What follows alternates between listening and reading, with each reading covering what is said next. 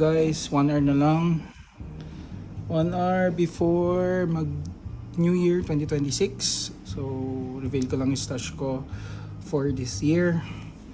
So let's start with this one, the AC16 brocade with crackling core. So first time kong makapagsindi nito. And ito talaga yung gusto ko mabili this year.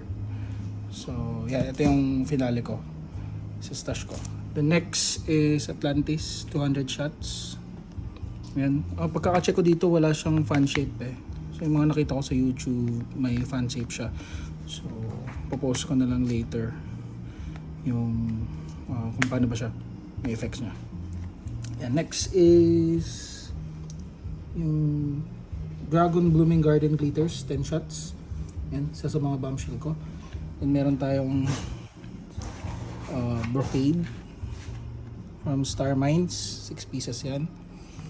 Then meron din tayong Flying Dutchman, 2. Then Silver Dragon. Then, meron din tayong Wolf Song. Yan.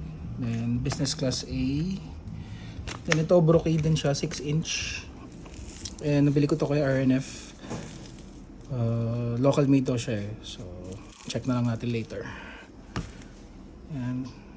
Then meron tayong very shocking 4 and V7 fountain.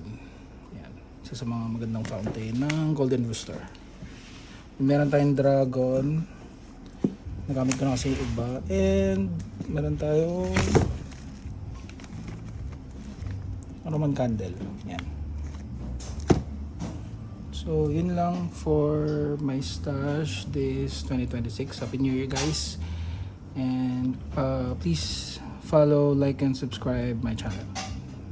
Thank you.